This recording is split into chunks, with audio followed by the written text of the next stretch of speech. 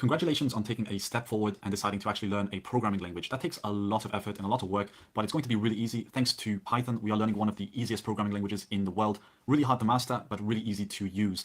And I'm going to be covering every single detail that's going to help you get started with learning how to code from the basics all the way to the professional aspects of this language. And this will help you prepare with creating your own kind of programs, which will eventually be used for concepts such as machine learning and artificial intelligence, or automation, daily task automation, bot creation, and plenty of other real use cases. So once again, congrats on acquiring this course. We will start from the very bare basics of Python, and we're going to work our way up to the most advanced features of the language. And at any point of this course, feel more than free to leave a question in the question section down below. I'll do my best to answer it as soon as possible. I'm there to help. So with that being said, I hope you're excited as much as I am to start learning Python.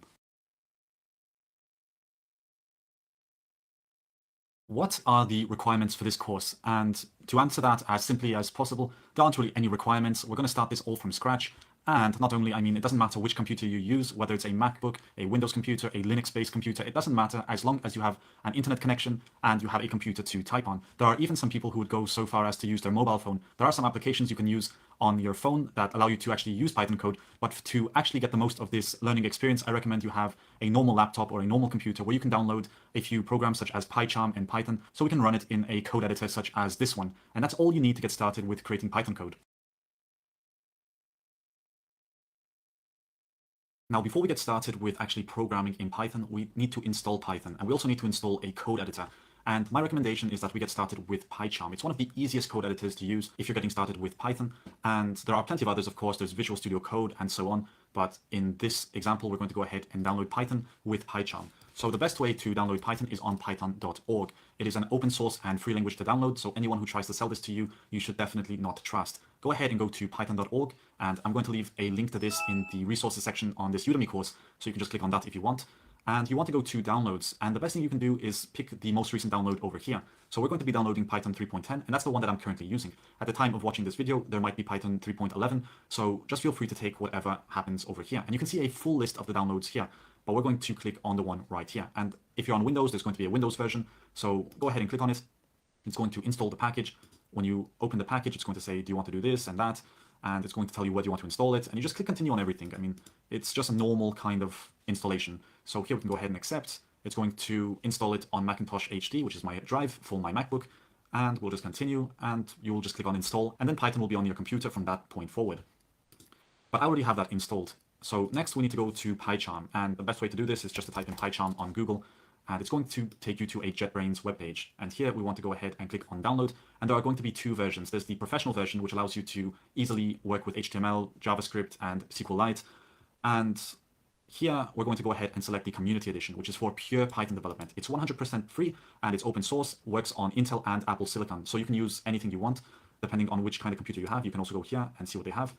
And just click on download. It's going to start the download, and I'm going to cancel that, but it's going to add it to your computer, follow the instructions, and when you're done with that, go ahead and open PyCharm. And when you open PyCharm for the first time, it's probably not going to look like this because I have a lot of projects, but what you will be able to find really easily is the New Project button. So go ahead and click on New Project, and here it will help us configure all the details we need to start our new project. Now, what's important is that we start a new environment using virtual environment, and we need to pick a location for this virtual environment, which is created by default. And what's really important is the base interpreter. That is the Python program that we installed. So in general, it's going to be put here automatically, but otherwise, as you can see, there is a file path that you need to find, which is library frameworks python.framework versions 3.10 bin python 3. And that's the one I'm going to be using for the entirety of this course. And you can look for it by clicking on the three dots. I have Python 3.11 as well. It's inside my versions folder in the Python framework folder, which is inside my library.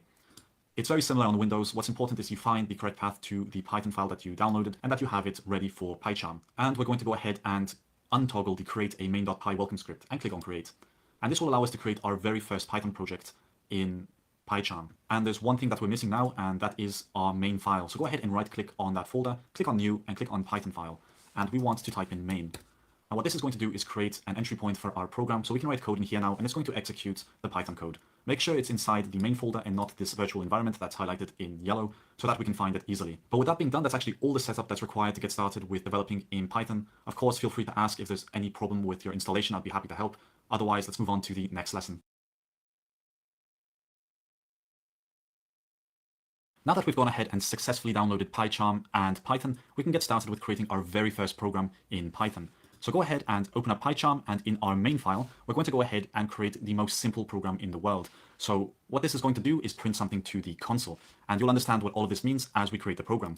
So here we'll go ahead and type in print, and inside here we are allowed to insert a argument, and an argument is anything that it can use to actually execute the function. So for example, I'm going to go over this later in the course, of course, but we have something that's called a string, which is text, and that can be defined by quotation marks or by single quotation marks.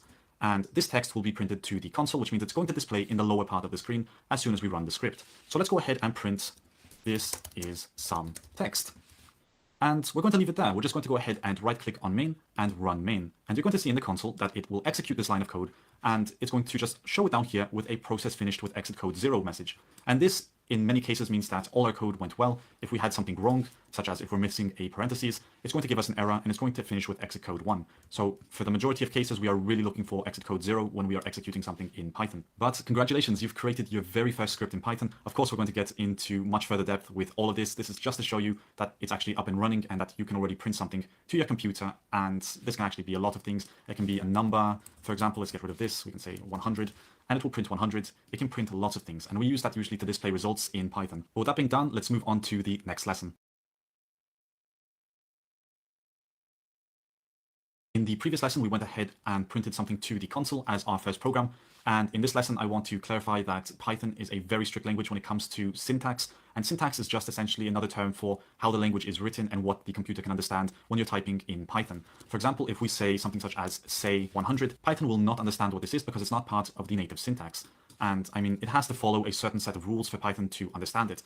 And one of these rules is case sensitivity, which means right now you can see we said print 100, but if we do something silly such as print 100 with a capital P because we're feeling a bit more grammatically correct, it's not going to understand that. Python is very strict. I mean, there's a different Unicode for the capital P and the lowercase p, so the computer reads both of them completely differently.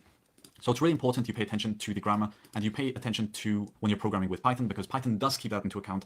So sometimes you're going to create some programs that have some errors that say syntax error, and that's because you're not respecting the rules of Python. And we're going to run into a few of those as we go on with this course, but it's just something you need to keep in mind that when you're creating anything in Python, it has to respect these rules. And one of the biggest beginner mistakes is not respecting the capitalization rule. So someone will type in print with an I there, and they wouldn't understand why this isn't printing. If we run the program, it's going to give us an error such as a name error. And of course, and also, if we don't respect that we have two parentheses, for example, it's going to give us a syntax error, and it's going to tell us exactly what's going on there. So it's very important you also read the error message down here. But syntax errors are usually the easiest errors to fix because they're just something we forgot in general. For example, again, if we forget something such as a parentheses and we do something like that, it's not going to understand what we're doing because we're missing a lot of syntax. It's quite obvious we want this to print 100 to the console, but Python doesn't know that. In more recent versions of Python, you do get better error messages, but in general, it should just be quite clear that we're missing some parentheses here, and it says even right here, print 100 is missing parentheses. So keep in mind that when you're programming in Python, you need to be very strict with the instructions that you're giving to the computer. Just like speaking any other language, it needs to follow a certain set of rules for the other person to understand what you're trying to say, otherwise it just becomes gibberish. Now, there's one very important detail I forgot to mention in the previous lessons, and that is how to run your code. There are several ways to do this, and one way you'll notice me doing it a lot is by a keyboard shortcut, which I myself created. So right there, I held down Command plus R, and it ran the code in the console. Another way to do this is to right-click on the file and tap on Run on Main. And finally, with the correct file selected, you can go ahead and click on this run over here. In this video, I'm going to go ahead and show you how you can set up the shortcut, because I find that saves the most time when running code. And actually, I don't know if this is a default. I do remember having to set it up, so maybe it's a default now. But let's go ahead and open up the preferences. And in here, we want to look for shortcuts. Or actually, let's go to key map. And we'll have a key map here. And inside the key map, we want to go ahead and type in run, because here we'll be able to find out where we need to run the code. And you'll notice that there's a section here called run with a play button. And what's important is that you tap on this. You tap on it 2 times and add a keyboard shortcut. And I would remove any other keyboard shortcuts that are already there to make it a bit more clear. But here you can go ahead and add whatever kind of shortcut you want to run the code. You can go ahead and say shift underscore if you want to run the code like that. And I'm going to go ahead and click on OK. Now, if we actually go ahead and click on OK, we will have that as an option.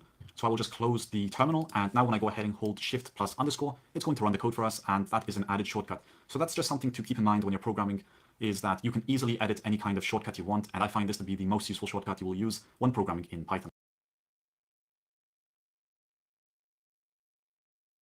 Now, one thing that I'll be showing you in Python that is fairly important is how you can write comments in this code editor. And comments in general are just there to remind someone how something is being done, or to just create a self-reminder.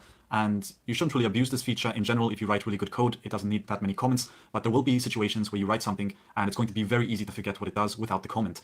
And let's go ahead and show you exactly how we start with creating comments. So in Python, we just have to add the hash symbol, and everything after the hash symbol is going to be considered a comment. So you can say, this is my first comment. And this is going to be ignored by the interpreter, which means when we run the script, print will be executed, and this won't even be taken into consideration. It's just there as a reminder. And this can be very useful, once again, to remind the programmer what something does in certain situations. I mean, eventually you're going to have code that gets a bit more complex, and there are going to be certain parts of the program that you do want to create some reminders so that you can read it easier. And comments can be placed before, after, or at any point in the program. So here you can add another comment. You can say prints hello world, for example, and this will also be ignored by the code editor. Now, there's also a way to create multi-line comments, because right now, if you look at this, you'll see that if we create another line, it's not going to extend. But if you have another hash, you can continue this. So this is my first comment in this project. That's one way you can create multi-line comments. Another common way to do this is to create triple quotes. And triple quotes are great because you can continue typing. And if I write this is a comment and type and tap enter, it's going to continue onto the next line that I created in this project.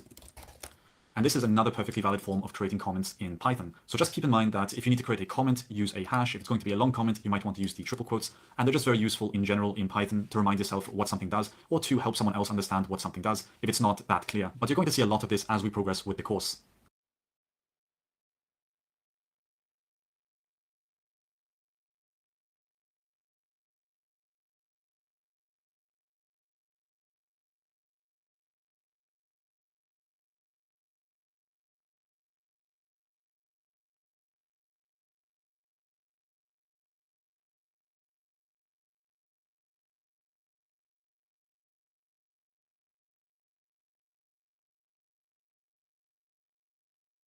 As you start programming with Python, you start learning that reusability is a very important concept. And one of the main ways to achieve this in any programming language is through the use of variables. And earlier we went ahead and printed something such as hello world. And this is a string that we cannot change. If we were to create this several times by using Command plus D to duplicate it, you'll see that if we print this, it's going to print it 3 times. But if we want to change this to something else, such as goodbye world, we're going to have to copy and paste this in 3 different places, which is a huge no-no when you're working with programming languages, because that introduces the possibility of creating an error. And since we are only human, there's a big chance we might create a typo in the process of doing this. What we really want to do instead is create a variable that we can reuse over and over. So for example, let's go ahead and actually get rid of all of these and get started with our first variable. Here we're going to go ahead and create a variable called greeting, and it's going to just say hello with a space. Now if we go ahead and print something such as, let's say, greeting plus, and pick any name of your choice, I'm just going to pick Mario, you'll see that when we run the program, it's going to say hello Mario. And the good thing about this is that if we duplicate it, we can go ahead and add Luigi, and when we print it, we'll get hello Luigi and hello Mario. Now what's really good about this is that if we want to change the greeting, all we have to do is change it once here, and when we rerun the script, it's going to change both of them. So there we introduced some reusability into our code, which makes it really easy to edit any errors or any changes that we want to introduce to our program. So that's the basic concept of creating a variable. And we're going to go over what you can put inside a variable later on, because I still need to introduce the concept of data types to you. But for now, we're just going to accept the fact that we can insert a string and we can reuse that anywhere we want. But there are some rules that you should keep in mind when you're creating variables. And one is naming conventions. When you create a variable, they should always start with a letter and not a number or a symbol. And in general, you shouldn't even include symbols in your names when you're creating variables. But one thing you should do if you have words or multiple words that you want to include, such as, let's pretend we have a variable called happy tots, and we'll just say happy, you'll notice that I used an underscore to separate these 2 words. And that's a naming convention that is used in Python. They call it snake case. So every time you have a space between words, you want to use this underscore. And you'll find this in a lot of Python code. And that's what Python is known for. It's a very simple way to separate the words, and it's very clean. And that's one of the most important features of Python. Another thing to keep into account is that when you're giving variable names, remember that Python is a case-sensitive language. So if you use an uppercase O or an uppercase U, this is going to be completely different than what we created earlier. So we can't just go ahead and say, or maybe it's better if I write this out in a different way. If we say x equals 10 and x equals 11, if we go ahead and print x, you'll see that we can also print the uppercase x. And when we run this, we're going to get 10 and 11 because uppercase x down here and lowercase x are completely different things in Python. So all you have to keep in mind with variables is that they introduce a layer of reusability to our code, which makes it really easy to edit our programs. And this is something you'll be using 100% of the time when programming with Python.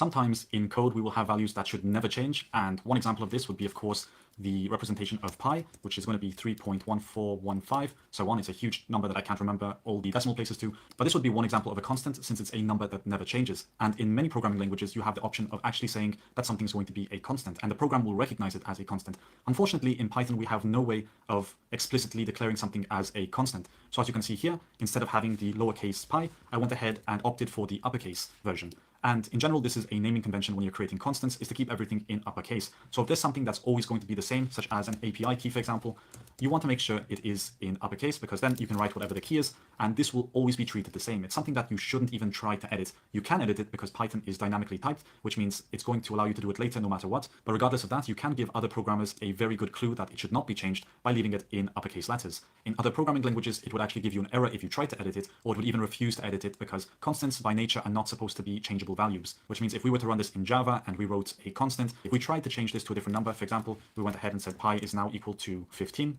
Java would throw us an error immediately. It wouldn't even allow us to write this in the code editor. But now if we go ahead and print pi, for example, and run the code, we're going to get 15, which means we first created it here as 3.14, and then we changed it to 15, which should never happen. If you ever see code like this, something's going wrong. You should not ever have to change a constant. Constants are supposed to live in only one place of the program, and then you can use them anywhere you want. So in this case, we should just remove that completely. And if we decide that pi should be 15, we should edit it at the source before we run the program, but it should never be changed after.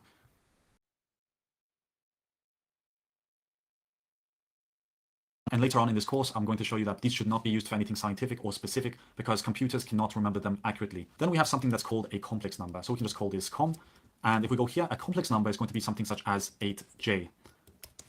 And this will be considered a complex number. So if you know a lot about math and need to use complex numbers, they do exist in Python. I personally have never had to use this, but it's good to know that they exist in Python for the day that I might have to use them. Next, we have what they call sequence types. And this is something you would usually consider to be a list. So for example, we can go ahead and create a variable called people. And here we're going to create a list. So we're going to say Mario is one of the people and that Luigi is one of the people. And here, as you can see, we have these square brackets, and inside here we have two elements. It's exactly the same as what you would think of when you have a normal list. It contains elements, and you can later loop through these elements and process these elements. And again, we're going to dive much deeper into this in a future lesson, but we're just going to continue introducing the data types that you have in Python. And very similarly to a list, they have something that's called a tuple. So here we can go ahead and say lotto numbers. And inside here, we'll just go 1, 2, 3, 4, 5, 6. Those are the lotto numbers. And you'll see that this time I used parentheses. Now, the difference between a tuple and a list is that tuples cannot be changed once they are created. They can be read, so you can read the numbers, but you can't remove 2 from it after you have created it. You're going to have to create a new tuple. And with lists, if you don't want Luigi to be in the list, later on in the program, you can create some functionality that literally removes Mario from the list. But with a tuple, you will never be able to remove 3, for example. It will always be part of the tuple. Then another sequence type that you will find very useful is a range. So in case you want to create a lot of numbers from 1 to 1,000, for example, there is a special way to do this using a range. So here we can go ahead and type in numbers is equal to range from 1 to 1000. And this will generate numbers from 1 to 999, because 1000 is not inclusive, so it's just going to go from 1 to 999. But this is the range we are talking about, so this will return to us a range. Then Python has what we call a mapping type, and this is a dictionary. So if we go ahead and say users, we can go ahead and create a dictionary by using curly brackets. And a dictionary requires a key, so you can say user1, and it takes a value. So the value can be the username. We can say Mario123 as the username. And then we can create another value, and we got user2 as the key, and we will have Luigi2022 as the username. So that's what a dictionary looks like. Then moving on from the dictionary, there's another way we can use the curly brackets, and that is to create what they call a set. So here we can go ahead and say unique numbers. And what this is going to do is make sure that we will have no duplicates. So if we go ahead and say 1, 2, 2, 3, 3, 4, when we print this out to the console, we're only going to get 1, 2, 3, 4, because a set makes sure that there's only unique elements inside itself. And sets are extremely efficient for this reason. But one thing to note about sets is that it does not keep track of order. So if you print this out, you might have 4 at the beginning, you might have 3 at the beginning, you might have 2 at the beginning. This order can swap at any moment during the execution of the program. It is not guaranteed in any way. And it's also worth mentioning that we can create something that's called a frozen set. And I'm just covering this because it is a data type, and I will cover what this is later on in the course as well. But to create a frozen set, you actually have to call frozen set, have some parentheses, and put the regular set inside it. And then it becomes a frozen set. And that means that we can't edit it in any single way. It is now frozen and can't be altered. Now, another basic data type that I should have covered at the beginning is called a Boolean. And this is used to check whether something is true or false. So if we go ahead and say is connected, for example, you have an internet connection and you want to check whether it's connected or not, you can either pick true, or you can pick false. So it's either on or it is not on. Those are the only two options you'll get with booleans. And we're going to leave that to true, but it's worth keeping into account that we have that option. And then there are other types such as bytes or byte array, and even a memory view. These are all built-in data types. Now, we're not going to cover these immediately, but we might in a future lesson because they're not as relevant for us at the moment. And finally, there's also a way of representing that something has nothing in it or that doesn't exist. So if we go ahead and say is empty and we assign this the value of none, it means there is no value associated with is empty. And this is its own data type. It is created by Python and provided by Python to demonstrate that we've created something that has no value. So these are the major data types that you need to be aware of in Python. And again, we're going to go through all of these in detail as we progress with this course. One subject that pairs really nicely with data types is the concept of type hinting. And type hinting is something you generally learn a bit later in Python, but I thought I would just bring it up now because we're going to be using this a lot as we program. And this isn't required in Python, but it is definitely something I would encourage you try to do as much as possible. So let's go ahead and create something that's called a name, which is going to be a string. And here we're going to say the name is Mario. And since Python can infer this automatically by the quotation marks, we don't really have to explicitly say the type. So this is a string and Python knows it's a string because we use the quotation marks. Python is smart enough to understand this automatically. Now, the concept of type hinting requires us to actually explicitly say that we're using a string here. And later on, as we create more and more programs, you're going to notice that this will save us a lot of the time. Because the best thing about type hinting is that it really tells the programmer or whatever programmer is looking at your code that something has to be a certain data type for something to work. And this also helps with context, but that will all be explained as we progress through the course. I just want to bring it to your attention that we can create a type hint by using a colon and the data type that we want to use. So to quickly demonstrate how it can save us here is pretend we have a name, for example, such as Mario, but for some reason we decide to try to assign an integer to the name. Now, Python or the Python code editor is going to say immediately that, hey, are you sure you want to do this? We expected a string and got an integer instead. And because of that, it really helps the programmer understand that they're not really doing something quite right with the code. It's a very big visual clue that helps us with understanding that we should only add a string here. So we can go back to Mario. And the same thing goes for number. We can say it's of type integer, and this should only be a number. So if we try to add something such as a float, the program is going to say, hey, you said you were going to put an integer here, but instead you added a float. So we'll go back and we'll just say it's going to be 15 instead of 1.5, and the program will not complain at all. So the concept of type hinting is that you make your program more explicit, and it just makes the intent a lot more clear when you're working with Python. And again, I'm going to show you as we progress through this course where this can be used. And there are a lot of benefits that come with type hinting, but we're going to have to leave that for later because I haven't yet covered a lot of the functionality that comes with Python. And type hinting really pairs nicely with that other functionality. But at this point in time, all you need to know is that we're explicitly naming the types so that we know exactly which data type we're working with in the future of the program. And so we don't make any errors based on the type. Now that we went ahead and talked about the basic types in Python, let's go ahead and talk about something that they call type conversion. And type conversion helps us mix types together because in Python, it's very important that we follow a certain set of rules when it comes to types. And in general, these rules are that the types should be similar or they should be related in some way. So numeric values should be mixed with numeric values and strings and integers should not really be mixed. And the same thing goes with booleans and other data types. You really want to make sure you're using the same data type for most of the operations that you're going to be doing in Python. So let's go ahead and jump into this. I'm going to give a few examples, of course, to make this a lot easier to process. So first we're going to start with a name, which is going to be Mario, and we're going to go ahead and also create an integer. So here we're going to go ahead and say number is going to equal 10. Now, if we want to go ahead and print these two together, we're going to have to use type conversion, because if we go ahead and say name plus number, we're going to get an error, and the error is going to say that you can only concatenate string with string, not with an integer. And this is because strings should only be concatenated with strings. For example, if you go ahead and say Mario plus 10 as a string, this is perfectly acceptable. This will combine these two strings together. But what you cannot do is try to combine it with an integer. If you want to actually combine it with an integer, you're going to have to change the integer into a string, or you're going to have to change the string into an integer. So before we can do anything here, we're going to have to click on the number or highlight it and add some parentheses to it. And here we're going to have to say we want to change the number into a string. So now when we go ahead and actually run this, we're going to get Mario 10 as a string. And we're actually going to change this a bit. We're going to make it a little easier to print. So we're going to go ahead and say result is going to equal name plus the string of number. So we can just reuse this variable whenever we want. So inside here, we'll go ahead and insert the result, and that just makes it a bit more clean. And another reason I wanted to change this into a result is because this is a perfect opportunity to introduce to you the type method. So if we go ahead and print the type of result, it's going to tell us exactly what we're going to get out of this. So if we rerun the code, it's going to say that the result is a string. And it's actually going to tell us it's a class of type string. And don't worry about what a class is just yet. We will definitely jump into that in a later section of this course. But all you need to concentrate on at the moment is that this is a string, and that if we just go ahead and remove this and say number instead, it's going to say that number is an integer. So this is one good way to understand what kind of type you are working with. Now, there's something else I need to show you, of course, and that is what if we have 100 as a string and 10 as a number, and we want to add these together. We're actually going to change this to number, and we're going to say 100. So number plus number 100.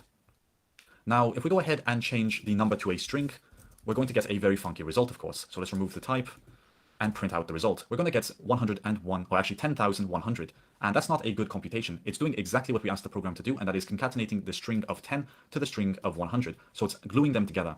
But what we really wanted was to make sure we had a computation that would give us 110. So what we're going to do here is get rid of this, insert the number again, highlight number 100, and we're going to insert the integer. So we're going to try to convert the string of 100 to an integer. And when we rerun the code, we're going to get 110 as an output, as we wanted it to happen. And there's actually one more thing I need to specify in type conversion, and that is if you try to do something that doesn't make sense, the program is going to throw an error. And later on in this course, I'm going to show you how we can handle these errors, of course. But in general, if you're trying to convert a type to something that doesn't make sense, your program's just going to say, hey, stop doing that. You're trying to make something that doesn't make sense happen, and it's just not going to compute what you want it to compute. And the final point to touch on with this type conversion is that you can convert anything to anything you want just using the type in front of a pair of parentheses. So if you want something to be converted to a Boolean, you would have to use the Boolean keyword, and then you can insert Boolean inside there. If you wanted it to turn into a float, you can add the number inside here, and it will convert it to a number, but always keep in mind that it has to be compatible or it has to be convertible. An integer, if you're converting it into a float, is just going to add the point 0. So it will turn into a float, and you can also turn a float into an integer, and it's going to round the result. But that actually covers everything you need to know for now about type conversion. It's a very simple concept, and it's very easy to use, and it helps us mix data types that were not previously compatible.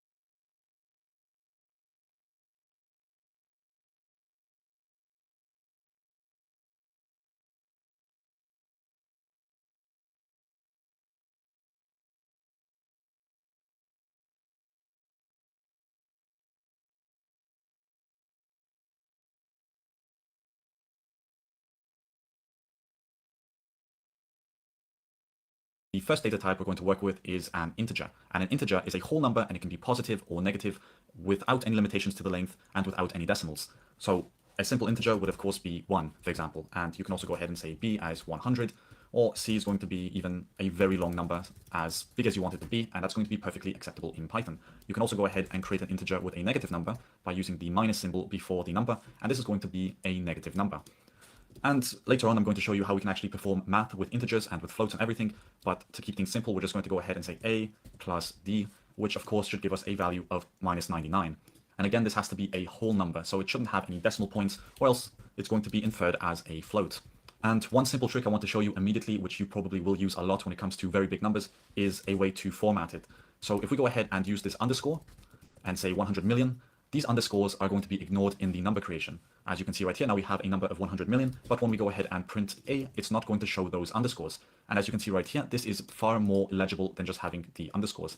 And I mean, it would be really nice if in your home language you could just use commas or dots, but of course Python cannot read that properly. So it's important we use the underscores to show that we want to add some breaks between the numbers. And this works with any number system you have. You can put an underscore wherever you want, and it's going to be valid syntax. But I definitely recommend you use this if you're having really big numbers, such as, let's say, even this 100 billion. it's just hard to read if you don't have the quotation marks. I wouldn't be able to say how many zeros there are there just reading this number as it is. So that's really all you need to keep in mind when working with integers. It just has to be a whole number, whether it is negative or positive. It can be of any length, but it must not include decimals, and you can easily format it with an underscore if you need to improve the legibility of your code.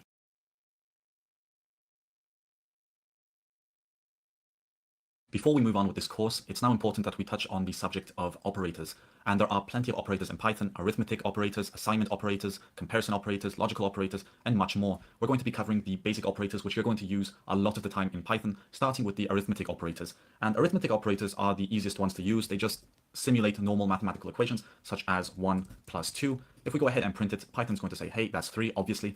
And that is the first arithmetic operator you need to be aware of. Otherwise, there is minus, which you can just add a minus symbol there, and it's going to perform a subtraction. Then we have multiplication, which is represented by an asterisk. So if you insert that there, and we actually change this to 2, we'll get 4 as a result in the console. Now, if we go ahead and try to divide 2 by 2, we're going to get 1. And if we try to divide it by 0.5, we should get 4.0. And you should notice that it did convert it to a float implicitly. Next, we have something that's called a modulus operator, and that's where it gets a bit more interesting. So let's pretend we have a number such as 10, and now we want to divide 10 by 3. Just go ahead and treat this as a division symbol for now. When we run it, we're going to get 1. And why do we get 1 there? And that's because the modulus operator gives us the remainder. So 3 goes into 10 3 times with a remainder of 1, and that's why we have 1 left over. So this is a division operator, except it does give us only the remainder. Now, we also have a way of exponential powers, which is performed by using 2 asterisks. So if we go ahead and print this, it's going to put 10 to the third power, which is a very convenient method for using power in Python. And we also have something called a floor division, which gives us the absolute value of the division. So if we divide 10 by 3, we're only going to get 3 back. We're not going to get 3.3333, we're just going to get 3. Now watch what happens when we use a division operator. We get this very long sequence of 3s. So floor division can be a much cleaner and much more inaccurate way to calculate numbers, but it does give us a clean number. Now, something super nice in Python that you're going to learn very fast is that we can also use this in combination with assignment operators. So to further this example, we're going to go ahead and say that A is equal to 5 and B is equal to 10. And these are just some sample figures. Now let's pretend we want to go ahead and add 3 to A. One way to do this, of course, would be to say that A equals A plus 3, and that will assign the new value of 8 to A. So if we go ahead and print this, we're going to get 8 in the console, as you can see down there. But there's an even better way to do this, and it looks much cleaner as well. If you go ahead and say A plus equals 3, we're going to get the exact same result, except here we're going to be using a shorthand assignment operator, which makes it look cleaner and it achieves the same result.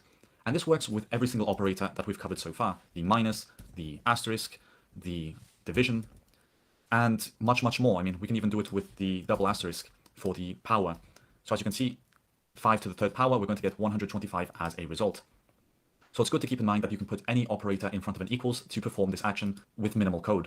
And we didn't use the B here, and that's just a mistake on my part. We didn't need to create B, but it is what it is.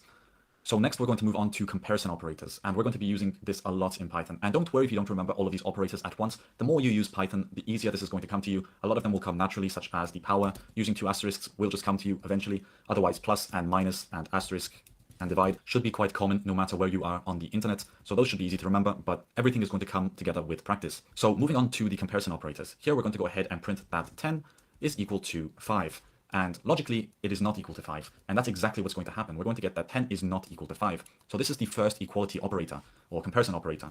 And that is created by creating 2 equals. And if we change this to 10, it's going to return true. And comparison operators by default will always return to us either true or false, depending on the condition that we provide. Now we can also do the opposite and check whether something is not equal to. And since I'm using a special feature in PyCharm, it's not showing you how I made that, but this is created by using an exclamation mark followed by an equal sign.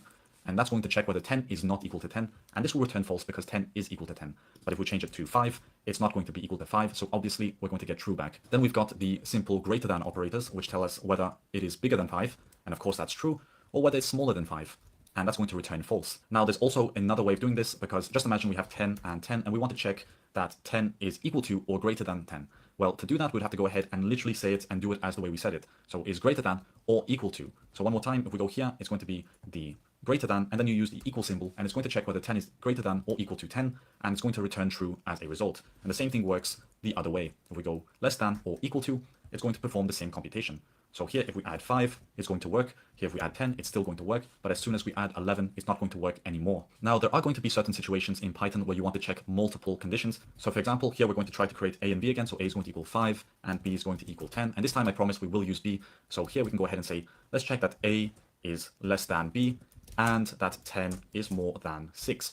So using this AND operator, we can check two separate conditions, and if both of these evaluate to true, it's going to print true inside the console. But if any of these evaluate to false, for example, if 4 is greater than 6, it's going to evaluate to false. All of these must be true for the program to evaluate this to true. And you can chain this as long as you want. You can say if 6 is more than 10, and more nonsense than that, you can see you can create an extremely long line of code. But in the situation that you only want one of these to evaluate to true, you're going to want to go ahead and insert the OR keyword. OR checks that only one of these conditions is true for the whole expression to evaluate to true. So if we go ahead and run this, since B is more than A, we will get a true response, even if 4 is not more than 6. But if we change B to something such as 2, now neither of them are true, which means neither A is less than B and 4 is not more than 6, so we will get false back because none of them evaluate the true. And finally, as with everything, you can do the exact opposite by providing the not keyword in front of the logic you want to try to check for. So now it's doing the exact opposite of whatever we did. So whether A is less than B or 4 than 6, we want to check the opposite of that. So if none of them are true, we're going to print true. Otherwise, now if we go ahead and say 7 is more than 6, this evaluates to true, so the whole expression is going to evaluate to false. And this can get confusing really quick, so just keep in mind that whatever is supposed to happen inside here, this is going to make the opposite true. Now I'm going to lightly touch upon the subject of identity operators because it is important to know what they are and not to mix them up with the is equal to. So now we're going to go ahead and create A is equal to 100 as a decimal, and B is going to be 1.0 times A. So both of these values are going to be 100, and this is just to demonstrate how the is operator works. So if we go ahead and print A is B, we should get false as a return because the identity of B and the identity of A are not the same thing. What you do want to use is for is to compare that A is equal to A, because A and A both point to the exact spot in memory.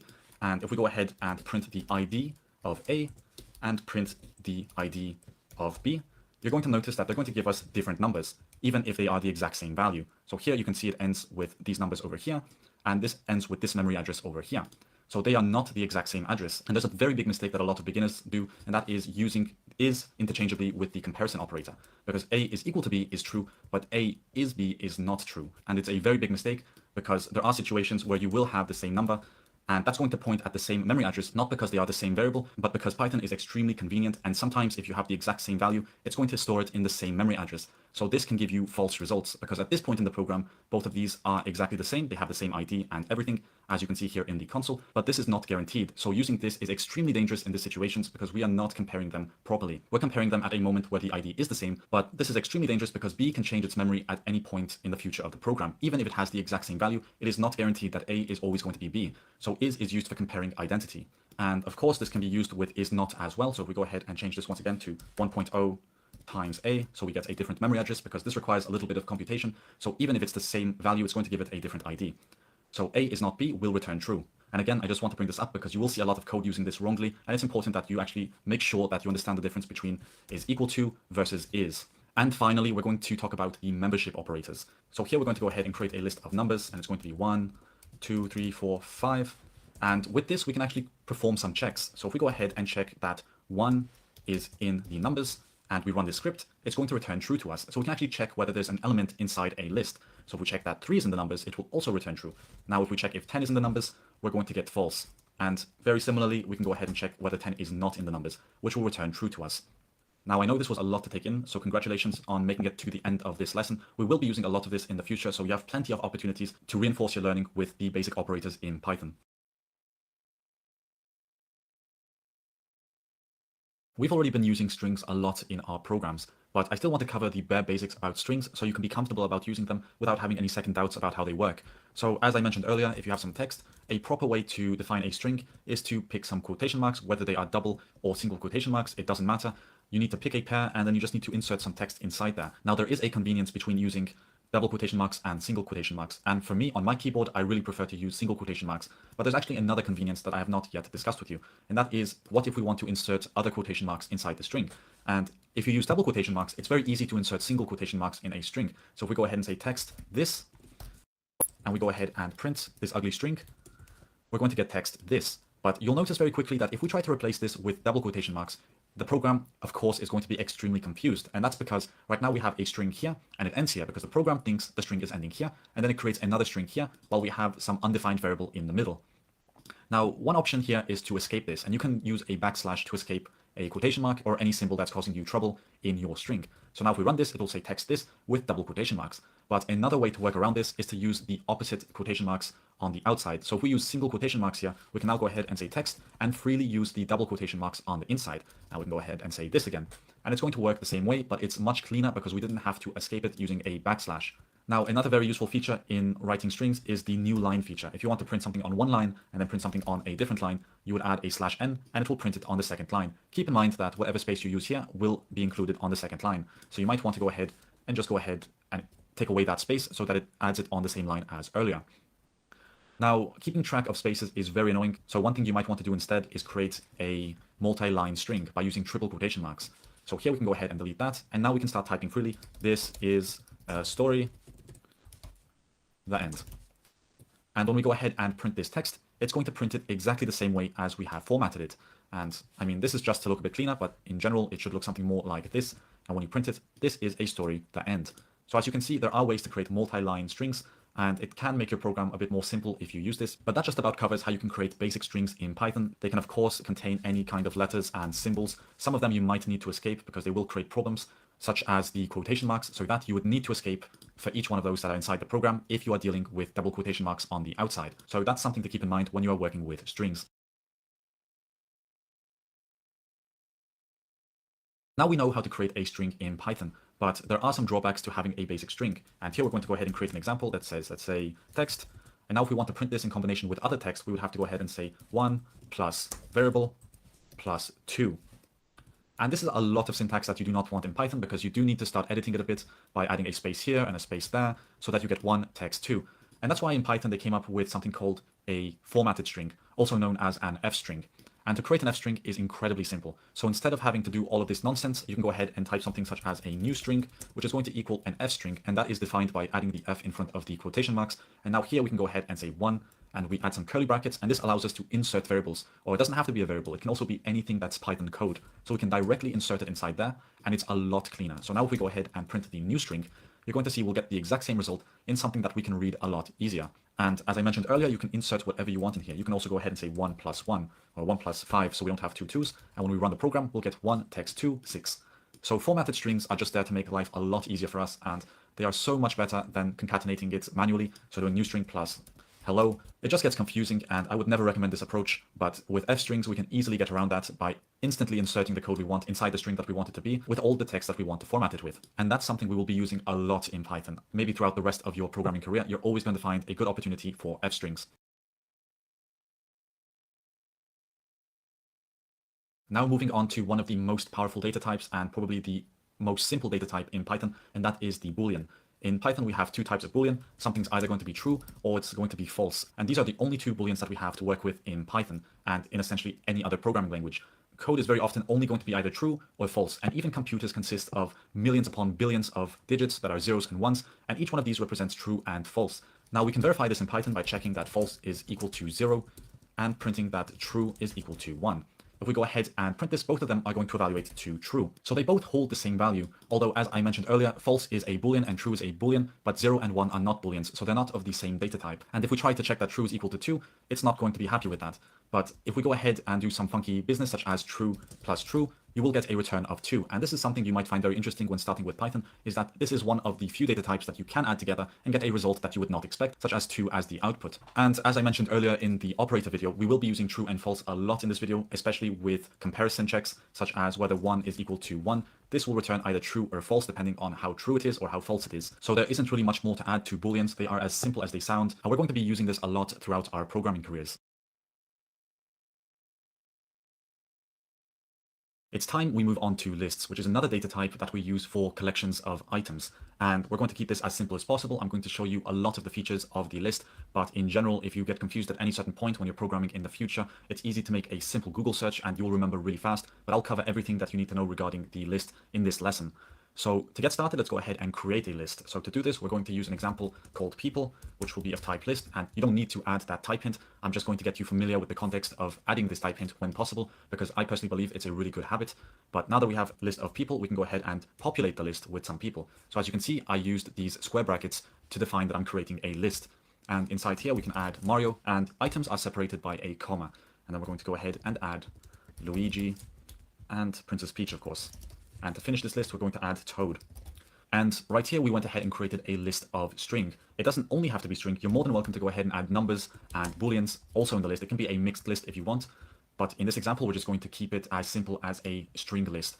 And in type hinting, you can actually go ahead and say that the list is going to be of type string if you want. And that's going to be even more specific to the list that we are creating. And again, it's not required. As I mentioned earlier, you can just create some people if you want. Python will know that automatically. But let's keep that there for good practice. And right here, we've gone ahead and created a list, which is great, but we haven't done anything with this list. So the first thing to show you is that we can go ahead and print the list. And when we print the list, we're going to get something very similar to what we created up here. And actually, it's exactly the same. We have 4 elements in the list. Now, lists do allow you to have duplicates. So if we decide to insert Peach 2 times, let's say we have another Peach here, it will add it to the list down here, and there will be no problem with that. Let's remove Peach, because that was just a simple example. And the great thing about lists is that they are changeable. Later on, I'm going to show you how we can add to the list, how we can remove from the list without physically having to go here and change the list by hand. But one other thing we should cover is that you can check the length of the list at any time you want by using the length function and adding people inside, and it will tell us we have 4 elements in the list. Now let's talk about how we can access these elements. Let's pretend we want to use one of them in the print statement. We want to print Mario example to the console. Well, in programming, it's really important you understand the concept of indexing. And in real life, you would say 1, 2, 3, 4 when you're counting items. But in programming, for a majority of cases, it's always going to start at 0. So Mario is going to be 0, Luigi is going to be 1, Peach is going to be 2, and Toad is going to be 3. Those are the positions of the items. So if we want to access Mario, we're going to have to create these square brackets next to the people list and insert a 0. And when we print this, we're going to get Mario printed to the console.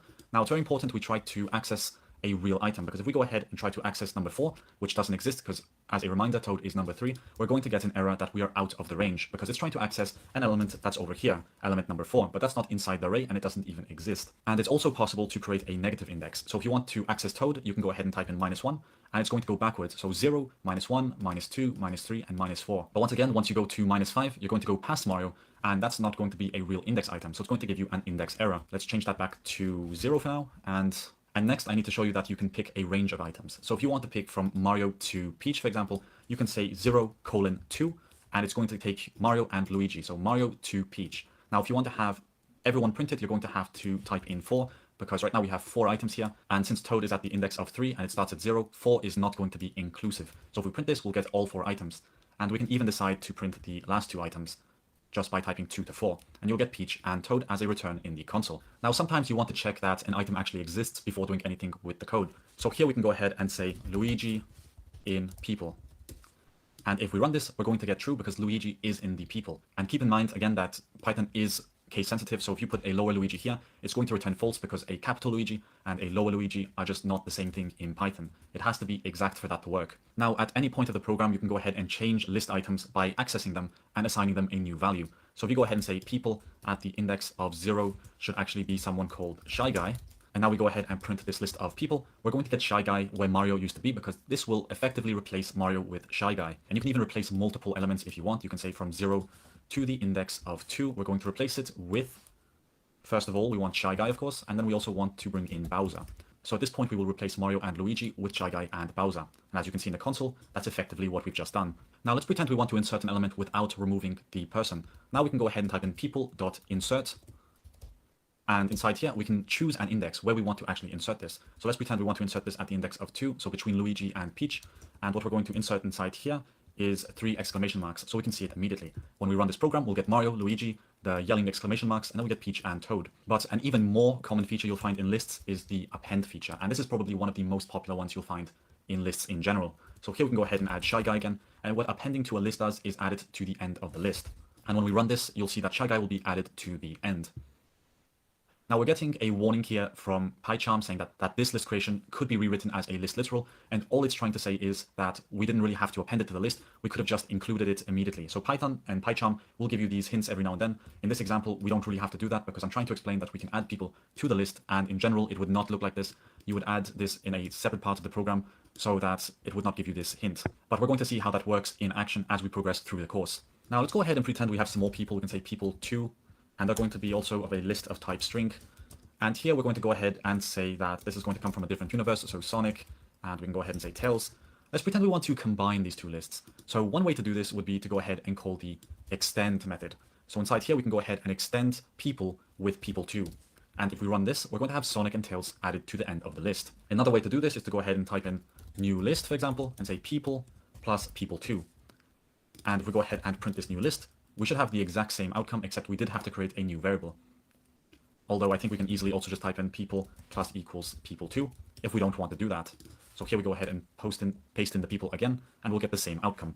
Now I'm going to remove the second list and the people, and here we need to go ahead and find out how we can remove items from the list. So here we have the people, of course, and to remove them, we're going to go ahead and call these people and call the remove method.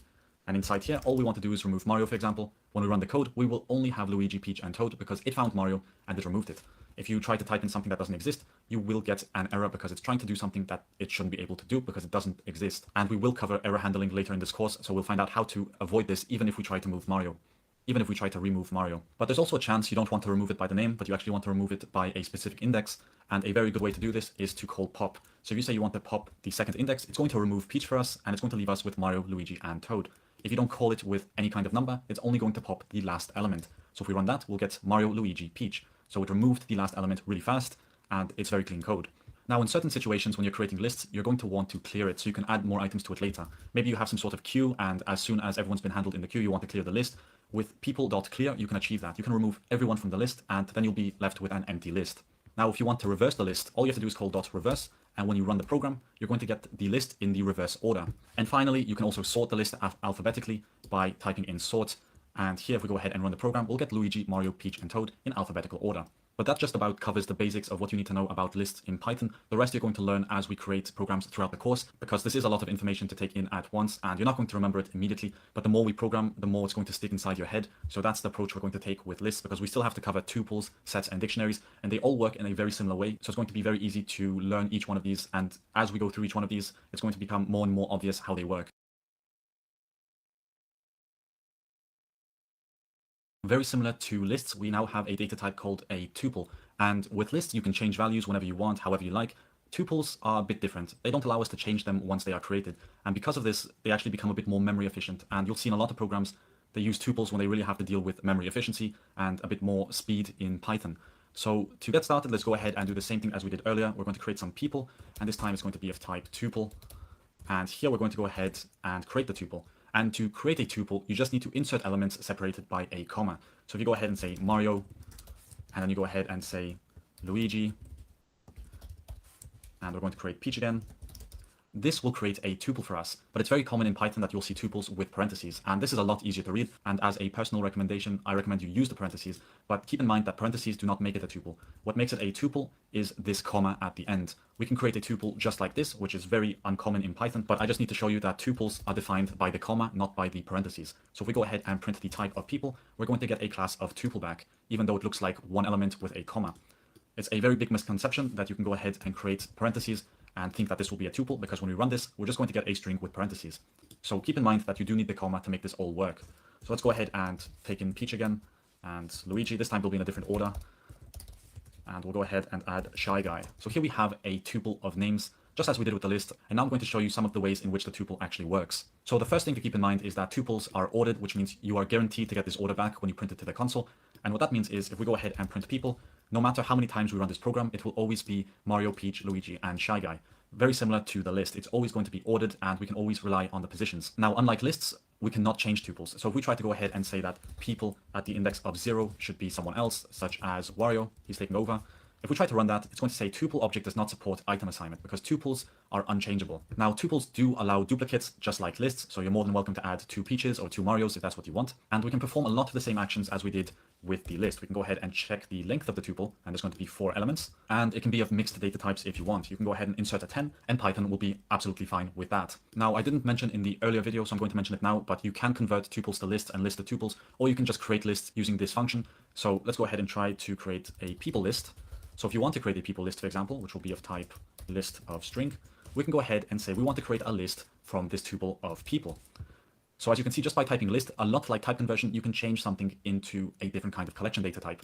So if we go ahead and print the people list and run the program, we're going to get the same output except as a list. And we can even do the opposite. We can go ahead and say tuple people, and that was a big mistake. We shouldn't start with a keyword. So people tuple of type tuple is going to equal a tuple of the people list. So now when we go ahead and try to print the people tuple, we're going to get a tuple once again in the console. So you can create lists using the list keyword or the tuple keyword instead of just creating a list using the basic syntax. But let's get rid of that. That's just something that should be brought to your attention, of course. And we're going to print people as usual. Now, accessing elements from a tuple work exactly the same way as with a list. So the index of 0 will print Mario. The index of -1 will print Shy Guy. Now, it also works with indexes. So you can go ahead and say 2 to 4, and it will print Luigi and Shy Guy. And I also forgot to mention that if you don't specify a number after the colon, it's going to print all the elements after 2. And the same thing goes for the other way around. If you want to print all elements that are below 2, you can do that, and it will only print Mario and Peach. And this applies to both lists and tuples. And you can also go ahead and check whether there's a person in this tuple just by going ahead and saying Mario in people, and it will return true if Mario is found in the people tuple. Now, since we can't edit tuples in any way, there's no point in going ahead and showing you how to append to a tuple or how to do anything. The only way to change a tuple is to convert it into a list and then reconvert it into a tuple after you've edited the list. So keep in mind that the bare difference between tuples and lists is that tuples are immutable, which means once you create them, you can't change them no matter how hard you try, unless you break down your computer into a billion pieces and rebuild it. You cannot change that tuple in Python. You're going to have to create a list before doing any kind of operation with the tuple that actually edits it. And for that very reason, tuples are more lightweight than lists and they are more memory efficient. Okay, so let's go ahead and remove this and reinsert the people. And I do want to show you another method that's available both on lists and on tuples. If you go ahead and type in people.count, you can insert a value for an element such as Mario, and that's actually the wrong way to print it. So let's go ahead and take that and put it in the print statement. But when you go ahead and run this, it's going to count how many times it found Mario in the array. If you type in something that doesn't exist, it's going to give you 0. But in the case that we have, let's say, 2 of these Marios, we can go ahead and paste it here and rerun the program. It's going to find 2 occurrences. And another very important method you should know of that works with both lists and tuples is the index. And this will help us find the index of any element we're looking for, such as Peach. If we go ahead and look for the index of Peach, it will say Peach is at the index of 2. Now, if we go ahead and put Mario, it's going to say Mario's at the index at 0 because it only returns to us the first value that it finds, which means now that we have 2 Marios, one at the index of 0 and at the index of 1, it's going to find Mario at the index of 0, and it's going to say, hey, that's the first one I found, and this is the index. And that's why I left 2 Marios in for this very example. Now, the very last thing I have to show you with tuples is how you can unpack a tuple. And unpacking a tuple means retrieving the values from this collection. And in general, if you want to get the values, you would have to go ahead and say A, B, C, D, and you can say that's going to equal the people. And this is one way of unpacking. And that means that if we go ahead and print A, we can now use A as Mario, and B as Peach, and C as Luigi, and D as Shy Guy. But sometimes you don't really care about the rest of the items, so there is a trick you can do, and that is using an asterisk in front of the variable name. So if we go ahead and say A and B is equal to people, A is still going to print Mario, and B is going to take the rest of the elements. So it's going to take Peach, Luigi, and Shy Guy, and it's going to create a list from it. So if we go ahead and print B here, we're going to get this output at the bottom that says Peach, Luigi, and Shy Guy. And that just about covers everything you need to know about tuples in Python. We've covered 2 of the 4 collection types that we have to work with in Python. Now we're moving on to the third, and the third one is called a set. And sets are personally one of my favorite data types because I find them to be so funky and they're very memory efficient. But let's go ahead and create our first set. So here we're going to go ahead and say items is going to equal, or items of type set is going to equal a set, which is created by curly brackets. And it's going to hold, let's say, an apple, a banana, the number 10, and the boolean of true. So again, it can hold any kind of element, it can hold as many of them as you want, but there is going to be a limitation with the set, and that is that you cannot have duplicates in a set, which means if we go ahead and insert true 2 times, for example, and let's also go ahead and insert apple 1 more time, when we go ahead and print this right here, you'll see that we will only have apple, true, 10, and banana in the list. Another very important feature of the set is that they are unordered, and because they are unordered, that also means that they're unchangeable. And when you look at it right here, you'll see apple, banana, 10, true, true, apple. And when you look inside here, you'll get apple, true, 10, banana. It's not even close to the original order. If we actually go ahead and remove the last 2 elements to make this more clear, you'll see that each time we run the program, we're going to get a different order. And that's just how sets are. They're extremely memory efficient because you're not telling them where they have to put the items. They just store it in a random order, and they remove all the duplicates that are present in the set. Now, as I was mentioning earlier, you cannot change the items in a set. You can only add to a set and remove from a set. That's because if we were to go ahead and say items at the index of 0 should equal whatever, it's not going to be able to use the index because the index is going to be random each time we try to change it. So here if we try to go ahead and say items at the index of 0 is 10, we're going to get an error because set does not support item assignment. But with that being said, we can go ahead and get the length of the list just as we could with any other kind of collection type. So here we have a length of 4. And if you want to create a set from a list or from a tuple, you're going to have to use the set constructor, this one right here, and insert the list of your choice, and it's going to convert it into a set, the same way as we did it with tuples and with lists. Now let's go ahead and remove that part right there, add the items, and I'm going to show you how you can add items to a set. And it's quite simple. Just like with a list, when you call append, with a set, you can go ahead and add to it. So here you can go ahead and add something such as an orange. Now when we rerun the program, we will have all of the elements, including an orange. Now, in addition to only adding one element, we can go ahead and add multiple using the update method. So here we can go ahead and add any kind of list, or it can even be a tuple. And if we go ahead and insert, let's say, caret and the number 15 in here, and we rerun the code, we're going to get 15 and caret added to the set. And again, it's not going to guarantee the order at any moment of the program, so this will always be randomized in our eyes. And this can be a tuple if we want it to be a tuple. It can also just be a set if we want it to be a set, so just replace it with whatever kind of collection type you want, and it will add it to the set. Now, a lot like lists, you can go ahead and remove elements, so you can go ahead and say, I don't want to have Apple in the set anymore, and it's going to be able to remove it if it exists. The problem is, if you remove something that does not exist, it's going to give you an error saying there is no key named ASDA, so it's not going to be able to remove that. You can also use the discard method. So if you go ahead and discard, let's say, an apple, if Apple doesn't exist, it's not going to throw an error, so you can go ahead and say something random. If it doesn't exist, the code will still compile, but it will not throw an error. And a lot of these methods are exactly the same as with the list, but you just need to keep in mind that if you were to use something such as pop, which removes, of course, the last element of the array, you're not going to understand exactly what you're removing from it, because this order is unordered. So you can be removing true, you can be removing banana, you can be removing 10, you're never going to know what you are popping. But as well as that, you can also just clear the list in case you don't want anything anymore, and it's going to return to us an empty set. Now, let's say you have two sets. Let's say items2 is also of type set, which is going to have the orange, or actually let's go ahead and say caret, and the, what else can we put? I guess number 15 was fine. Let's say we have this second set and we want to combine these two sets together. Well, there are two ways we can do this, and the first one is going to be using a union method. So to do this, we're going to have to go ahead and say that the new set is going to equal items.union, and we need to pick the second set that we want to use for the union. Now, if we go ahead and print the new set, you're going to see we'll have a union of both of them. And there's actually another way to do this, and that's using a bitwise operator. It's called the OR operator. So if you go ahead and say items, pipeline, items2, it's going to perform the same action as what we did earlier. So it's going to combine the two, and this is just a bit cleaner. And if you really want to simplify this at the maximum, you can go ahead and say items, pipeline equals items2. And that is the shortest way to do it. So you can go ahead and now say items, and it's going to give you the same combined result. Now, for the purpose of the next example, I'm going to put some duplicates into the list. So here we're going to go ahead and add another apple, and I want to add, let's say, another banana.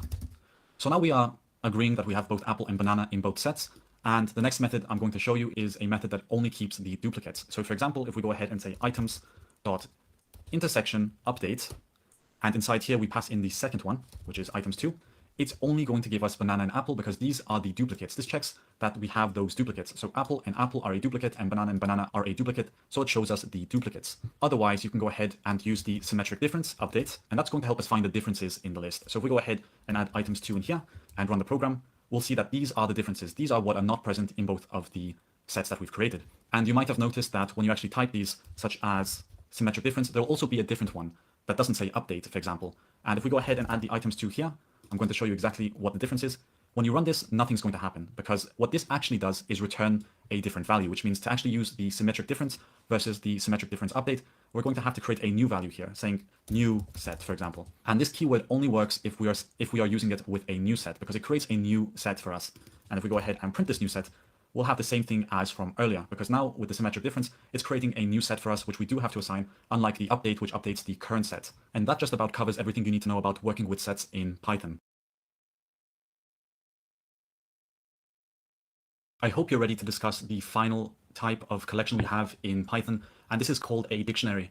And right before we actually start this lesson here, I do want to go back to what we were doing with sets, because earlier I mentioned to create a set, you only need to use curly brackets. But what I didn't mention is that with sets, just creating curly brackets is not enough. If you want to create an empty set, let's say we do the same thing as earlier, people, you cannot just go ahead and use empty curly brackets to create this empty set, because this will actually create a dictionary. If you want to ever create an empty set for whatever reason, you have to go ahead and call set, and this is the only way in Python to create an empty set. Because, I mean, if we were just to go ahead and do what I said earlier, create empty curly brackets and print the type of these people, it's going to return to us a type of dictionary. But I just wanted to bring that up immediately because it is important to differentiate sets and dictionaries. They are completely different, and there's a very low chance you will ever mix these two up. So let's go ahead and get started with the dictionary immediately. So we're going to keep this simple. We're going to go ahead and say users, and that's going to equal, as I mentioned earlier, empty curly brackets. But to jump into what a dictionary is, to put it simply, it is just a list of key value pairs. So for example, we can have user1, and the value can be an integer, can be a string, can be anything. and they just have to be associated with each other. So let's say user1 is going to be Mario123, and then we can have something such as user2, which will be set to, who knows, Luigi456. So these are the users in our database. And it's not required you create a new line for each item. You will probably see new lines when you're working with other programmers because it just makes formatting it a bit easier. It's perfectly acceptable to have it all on one line like that. Otherwise, you can of course put it on separate lines. It does not change the functionality. Now let's go ahead and see what happens when we print the users. So in the console, we're going to get exactly what we created here, and nothing has happened yet. We've just printed a dictionary and we've created our first dictionary. And just like with any collection, we can go ahead and check the length. So here we have 2 items in our users dictionary. Now, if we want to access items from a dictionary, we use a different syntax. So if we go here and say we want to get the user1, for example, we're going to have to call the users, and we're going to have to manually insert the key that we want to retrieve the value for, such as user1. So now if we go ahead and print user1, we're going to get Mario123 back because that's the user we searched for. Now, if we print a user that doesn't exist, such as you, it's going to give us a key error because there's no such key that is associated with a value in our dictionary. Another way to achieve this would be to go ahead and type in users.get, and you can pick the key. It's still going to be user1, and that will return to us Mario123. Although if you use this and you decide to insert something that doesn't exist, it's going to return to us the data type of none because it could not find that. And that might be a bit more clean because it doesn't throw any errors, but it does return to you something that's not part of your dictionary. Now I'm going to go ahead and change this to X and this to X since I don't have any real name for it. But I do want to show you that if you want to get the keys for the users, because you're just curious about that, you can go ahead and type in users.keys. And when we print it, it's going to tell us we have user1 and user2 as the keys that we can use. And the same thing goes for the values. You can go ahead and say .values, and it's going to print to us the dictionary values of Mario123 and Luigi456. Now, if we want to make a change to a user in our dictionary, we're going to have to go ahead and call the users. And inside here, we need to go ahead and refer to the key we want to change, such as user1. And we can just say that user1 now changed to Toad789. And then I need to change this to users again, because when we run it, we're now going to get user1 as Toad789 and user2 as Luigi456. Now let's go back here, create X again, and make sure we put X in here, because I want to show you also that we can get the items back by typing in users.items. And that's going to return to us all of the items as a tuple inside the dictionary. And if you actually want to use this, you're going to have to, of course, convert it to a list. And then you'll see here that we're going to get a list of the tuples inside the dictionary. Because if we just use the users.items, you might have noticed that it returns to us a data type of dictionary items. And that's not really that easy to use with as a list. You're going to have to convert it into a list to perform the simple operations before actually doing anything with it. And I should have mentioned this earlier also with the values. If you actually want to use this stuff, you're going to have to convert it to either a tuple or a list if you want to use it easily. Because now we have the user.values as a list. And here we can go ahead and say we want to print Mario, which is at the index of 0. And that's how we get to it. We first convert the dictionary type to a list, and then we can use it as an array. So let's go ahead and remove all of that and move on. Now, just like with the other collection data types, we can go ahead and call update. And inside here, we can insert another dictionary such as, let's say, hello, and the value is going to be 123. Now, if we go ahead and run this and print X, nothing's going to happen, and that's fair because this does not return a value. But if we go ahead and print the users, we're going to get an updated list of user1, user2, and hello. Now, we also have the same option to remove an item by popping it. And you can pick the key that you want to pop. You just insert it in there, and it will pop it from the dictionary. And we also have the option to pop the last item that was inserted by typing in pop item. And if we run that, we're going to get Luigi popped from the dictionary. And as with the other collection types, we can also go ahead and say .clear if we want to make it empty once again. Now, it's also worth mentioning that you can have nested dictionaries. And one day when we start working with JSON data, you'll notice that nested dictionaries are a very common occurrence in programming. So here we can go ahead and create a new line, and we can say items, for example. And inside items, we can go ahead and create a new dictionary. And here we'll just say Apple, and we'll give it a value of 10. And as you can see, we now have a dictionary inside a dictionary. We're going to add a comma there and continue it, and we can say banana, which will have a value of 20. So now we have a dictionary inside a dictionary, and when we run this, nothing's going to happen because I have users.clear. But now when we rerun this, we're going to have the array inside the array. And this is where it starts to get a bit more confusing when you start working with dictionaries, because now we can go ahead and do this sort of inception where we go ahead and try to print the users' items, and we're going to get another dictionary back. So on top of that, you can add another index. So the index here that we're going to search for, or the key that we're searching for, is now going to be Apple. So this is going to retrieve to us the value of 10, because we're looking inside the dictionary of items, and we're looking for the key of Apple.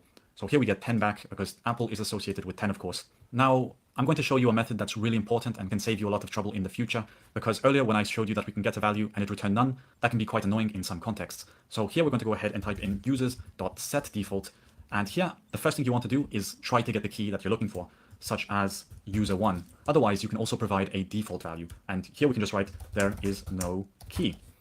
So now if we run this and we try to get user1, we're going to get Mario123. But as soon as we run $X, it's going to say there is no key because we were allowed to provide a default value for the dictionary. And that just about covers the final data type in the collections section of Python. Now we can actually jump into the fun part of Python, which is using these data types to create cool, nifty programs. It's time I share with you a really important feature, or it's actually a shortcut in Python, and this has to do with formatting the code that we are writing. So for example, we have x is equal to 10, and in Python in general, it's important that we actually follow a certain guideline, which they call PEP. And PEP is there to help us create clean code and readable code that is consistent throughout all the programmers, so that we can easily pick up where another programmer left off, and we'll all have a similar style in Python. So right here, you're going to read a hint that says missing white space around the operator. And to fix this, you just have to add the white space, of course. But that's not what I've been doing until this point. What you probably noticed as we were programming is that I highlighted it and that I used a shortcut. And this shortcut for me is Option Command plus L. And I know you might be on a Windows computer and you might be wondering, what is that? So I'm going to show you exactly how you can set up this shortcut or how you can find it. So the first thing you should do is go to your tab at the top and look for the reformat code line. So here it's going to tell you what your shortcut is on your computer. And in case it doesn't have a shortcut there, make sure you go to Preferences, and in Preferences you can go ahead and search for the key map in case you can't find it. And inside the key map, we're going to search for Reformat. And here you'll see that we have the Reformat code line ready to be remapped. So of course you can click on this, add your own keyboard shortcut, and select OK. Then you can just highlight everything with Control or Command plus A, and you can use your shortcut to format the code. And this is great, especially once you start having lots of code. So you can start doing crazy things such as ZA, and that's going to equal 7 and 10, and it's a really ugly line of code. And just by using our shortcut, it's going to put everything together and format it nicely.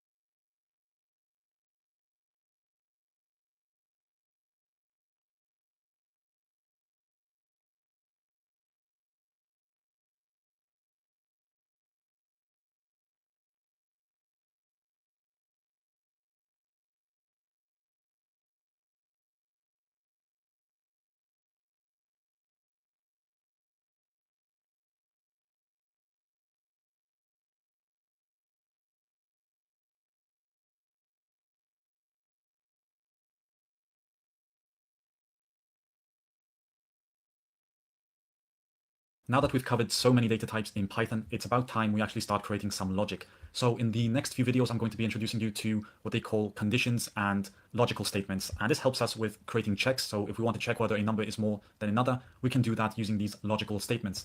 So to get started, we're going to be talking about if and else, and you will be seeing this everywhere. It's the most basic form of logic.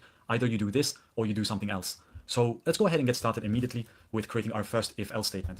So the first thing you want to do is type in if, which is a reserved keyword, and then you need to write an expression that returns either true or false. So for example, you can say if 10 is more than 5, and that's considered a valid expression. But we're going to change this up a bit by creating a variable which is called 10. So now we can go ahead and play around with that. So we can check if a is more than 5, then we can do the following code. And I actually did a lot there that I'm going to break down, because if this is the first time you see Python, then you're definitely going to be confused on why do I have 4 spaces here and why is there a double dot here or a colon. And the reason is that when you create an if statement, this actually tells the program that that's the end of the section that we want to check. So automatically when you click on enter or tap on enter, it's going to create a tab. And Python, unlike a lot of languages, creates blocks of code based on the indentation. In other programming languages, you're probably going to see curly brackets, and inside there you would insert the code in general. But in Python, it's a bit more clean than that, so they decided to remove the curly brackets and just go with indentation. So it's going to automatically move to this next line where we can add some logic, such as hello. So if a is more than 5, it's going to go ahead and print this logic. And you'll notice that if you tap on enter again, it's still going to be on the same block. So here we can also go ahead and say print a, so we can see what value it is, for example. And as long as we're on this indentation, we can add as much code as we want to this if statement. Now, if we want to exit it and we want to just print something without it, you're going to have to press backspace and start fresh on the current indentation, because this is one line of code that's going to execute all of this, and then it's going to move on to this line of code. If you leave the code inside the if statement, that means only if this condition is true, it will be executed. But if we want something to be executed no matter what, such as done, to make sure that the program is finished, we're going to have to leave this outside of the if statement. Because now when we go ahead and run this, we're going to get hello, 10, and done, because this is true.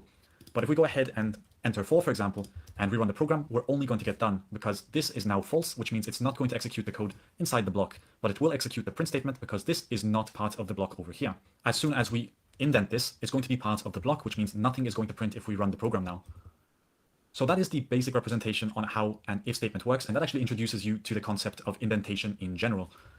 So let's go ahead and move on to something a bit more exciting, and that is the else statement. So right now we're checking that a is more than 5. And what happens if it's not more than 5? Well, we can provide a condition here that says if a is not more than 5, we're going to print failed. And you can add whatever logic you want in here. You can do some other calculation, or you can add a print statement, and you can really take your programs to the next level with this kind of logic. As simple as it may seem, a lot of professional programs are built on these concepts. So here we're going to go ahead and rerun the program, and in the console we're going to get failed because a was not more than 5. And we can also go ahead and type in success here to make it sound a bit better. And again, this can be any logical expression that returns true or false, which means it even works if you say if true, this is going to print. This doesn't make sense in any programming logic, but you can do it because true returns true, which means if we run this, we're going to get success printed to the console because true is always going to be true, and if will only execute if it is true. And if it is false, it will go to the else block. So again, if we go ahead and type in if false, it's going to say failed. But now we're going to go ahead and change things up a bit because I want to show you how we can create our very first simplified chatbot. So here we're going to go ahead and say text, and we can write hello, for example, and we want the bot to be able to respond to this. So what we're going to do is check if the text is equal to hello. We're going to go ahead and print that the bot says hello. And what if the user says something different? Now I'm going to introduce to you another keyword that is part of if and else, and they call this elif, which stands for else if. So just go ahead and type in elif and add some more logic. Elif the text is equal to bye, then we can go ahead and tell our bot or our chatbot to say goodbye. Else we can add a final statement here, and here we're going to write I did not understand because we did not program the correct input for the bot to respond to it. So now we have this very basic functionality, and I might actually have to make the screen a bit smaller because it's really hard to see. So we're going to change that to 34. So now you can see we have text of hello, and if we say hello, it's going to respond this. Otherwise, I should also add the bot here. Otherwise, if we say bye, it's going to say goodbye to us. Otherwise, it's just going to say I did not understand if we provide text that doesn't make sense. So let's go ahead and run this. And right now we got bot says hello because we said hello. And with that being done, we can also go ahead and say bye, and the bot is going to say goodbye when we type in bye. And finally, if we go ahead and write something random, it's going to say that the bot did not understand. Now, I didn't mention this earlier, but with elif, you can add as many of these conditions as you want. So you can go ahead and copy this, create a new line, paste it inside, and try to fix that indent because everything should be indented correctly for any program to work in Python. So here you can say O, for example, and the bot is going to say, what is O? So now if we run the program, first we have to change this to O, and we run the program, the bot's going to say, what is O? And I should also mention that if we create a variable called A and we assign it the value of 5, and we go ahead and check if the variable of A is more than 3, we can go ahead and nest these. So we can check also if A is more than 4. This is a very useless check, but this will demonstrate that you can put an if statement in another if statement. And then we can say A is more than 4. And on the outer level, we're just going to go ahead and say a is more than 3. So here we can go ahead and paste in 4, and when we run the program, it's going to say a is more than 3 because this check succeeded, but this check failed. And if we go ahead and change that to 5, it's going to say both a is more than 3 because that succeeded, and it's also going to say a is more than 4 because that also succeeded. And this introduces you to the world of programming. We've successfully created our first few scripts, and this is just the beginning. Now that we've just discussed how we can use if and else, I do want to go over a shorter way of doing it, and this is actually the shorthand way of using if else. In other languages, you would consider this a ternary operator, but in Python, this is as close as you'll get to that. So earlier we had to create if a is more than b and check whether that's true to execute some code, but there's another way to do this. So we can go ahead and print something such as success if 1 is more than 2, else we'll print failure. So as you can see, we managed to write all of this on one line. So if 1 is more than 2, it's going to execute this right here. Otherwise, it's going to execute this over here. And we did that all on a single line. And if we run this program, we're going to get failure because 1 is not more than 2. But if we go ahead and write something that is true, such as 10 is more than 2, we're going to be able to print the success. And an easier way to read this is just do this if true, else do this. So if this is true, it's going to perform whatever happens on the left, and otherwise it's going to go ahead and do what's on the right. And I'm going to go ahead and create one more example, so we can go ahead and say a and b is equal to 10 and 20.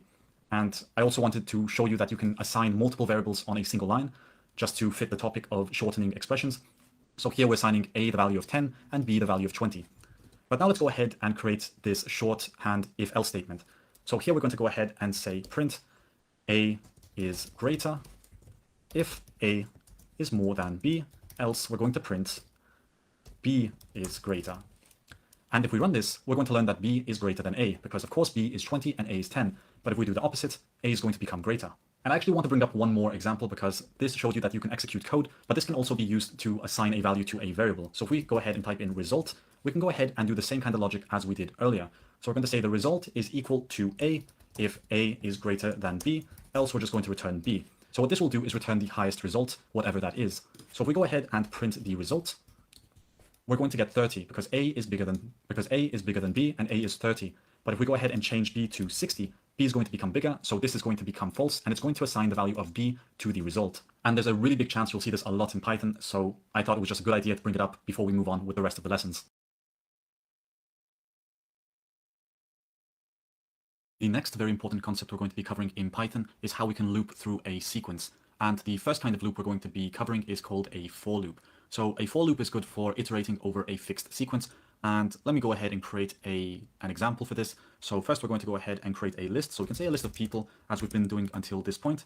And we're first going to have Mario, followed by Luigi, followed by, let's say, Peach, and we're going to add Toad once again.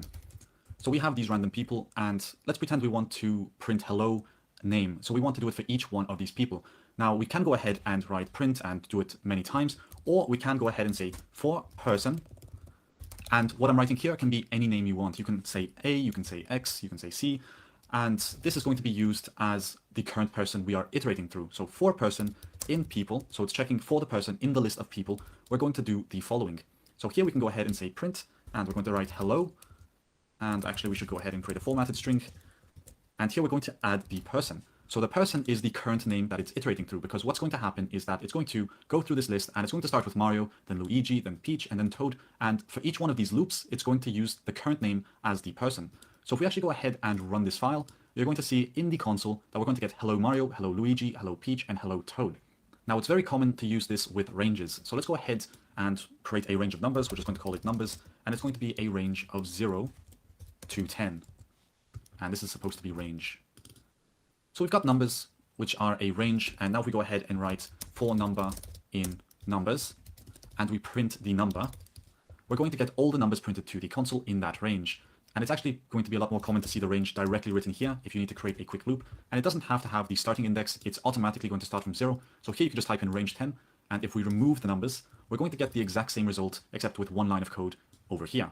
So for loops are going to continue looping through this block of code until there's nothing left in the list. And this works for any kind of iterable item. So this will also work for a string, which is quite funny. So you can go ahead and say Mario, for example, And what it's going to do is print each character individually, because a string, once again, is a chain of characters. So if we go ahead and print that and open the console a bit more, we'll have Mario printed in this funky way.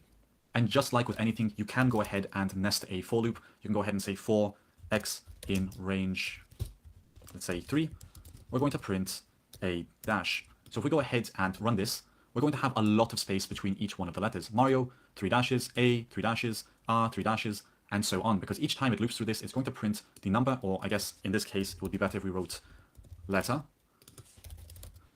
And once we write the letter, it's going to go ahead and execute the inner for loop, which is going to execute 3 times, and then it's going to move on to the next letter and do the same thing over and over until it's done with the loop, where we can go ahead and print done. So once it executes everything, it's going to end up finishing the for loop, and it's going to go to the next statement in Python. And that's really all there is to using a for loop. We're going to be using that a lot, so let's go ahead and take a look at the while loop.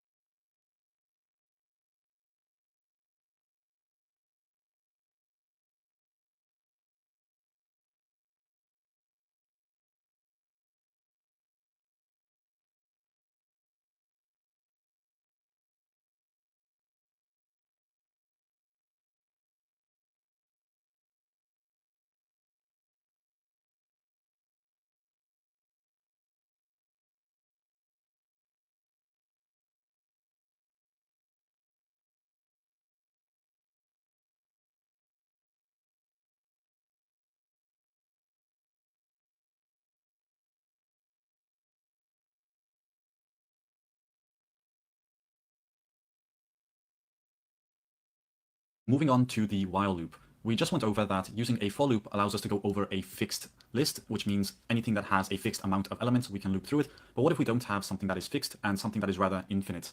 Well, there is a way to perform an infinite loop, and this is using the while loop. So if we go ahead and get started by writing something simple, such as, let's say a is equal to 0, and what we're going to do inside here is check while a is less than 10, we're going to go ahead and print hello. So right now what we did here is check that this is true. As long as this is true, it's always going to execute, and it's going to execute indefinitely. And it's really important you don't run this immediately, because right now, if you run this, your program will probably crash because it's going to go really, really fast. And just to demonstrate this, if we run it just like this, you're going to notice in the console, it's going to print hello indefinitely. And that's not what we want. A lot of programs are going to give you an error if you try to do that, because it is printing indefinitely without a delay. So you do need to add a condition that will make this eventually false. So for example, here we can go ahead and type in a plus equals 1. So what it's going to do is print this, and then it's going to add 1 to a. So this will become 1 next time, and as soon as it becomes more than 10, this is going to evaluate to false, and it's going to end the loop. And it's easier if we go ahead and print a here, so we can see that we're looping several times. So if we run that, you're going to see in the console that we'll have 0 all the way to 9 printed, and then it's going to finish printing the code. And that's only because we managed to turn this into false. And as soon as that is false, the while loop will say, hey, I'm not going to indefinitely print this anymore, so I'm done with my job, and the next code will be printed. So here we can go ahead and print done as always. Change this to a is less than 5 to make it shorter. When we run it, it will do everything again indefinitely until the condition is false. And as you can see here, 0, 1, 2, 3, 4, done.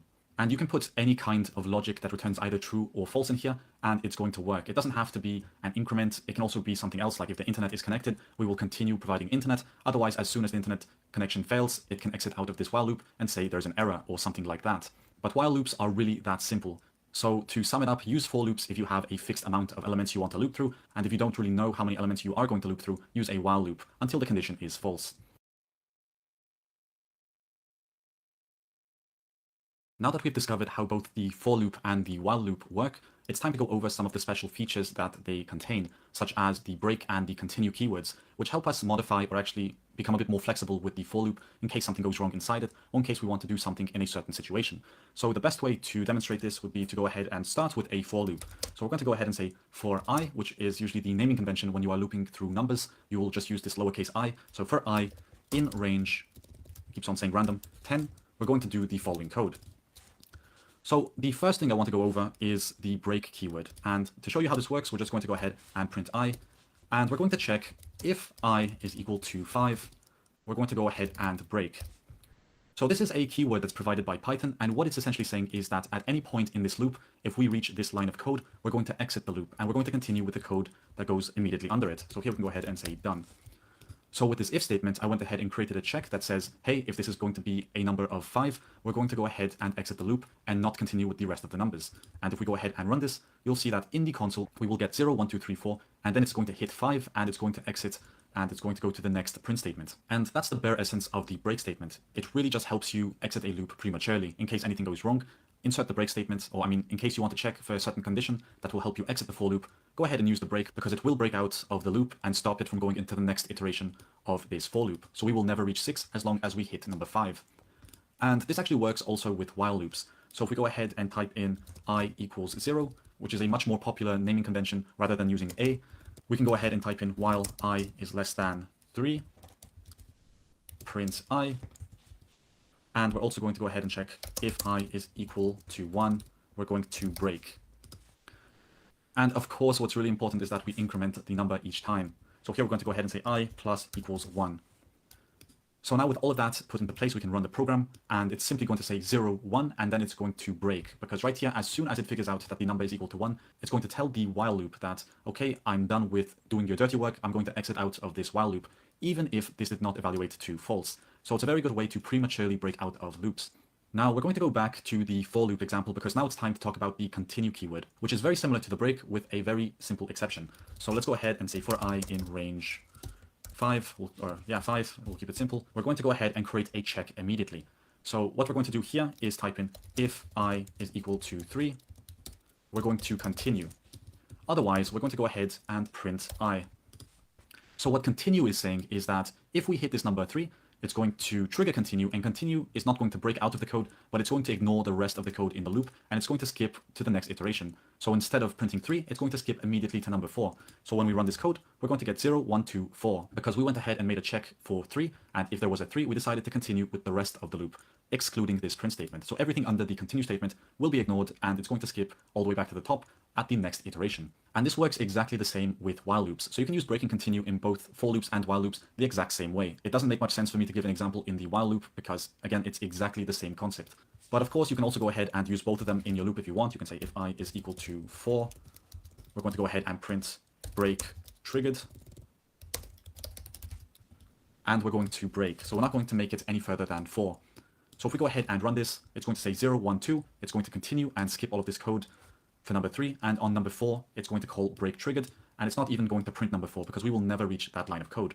So this is some of the basic syntax that you need to know when working with for loops, because you will eventually use this to create premature breaks or to even create some continuations that help you skip certain sections of code that should not be run during a certain situation.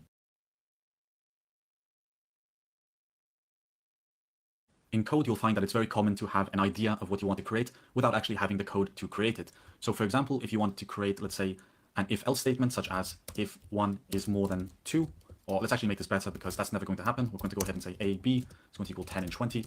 So if A is more than B, then we're going to go ahead and do this following logic. But sometimes we don't really know what kind of logic we want to put in there, so we can go ahead and add a comment that says do this thing.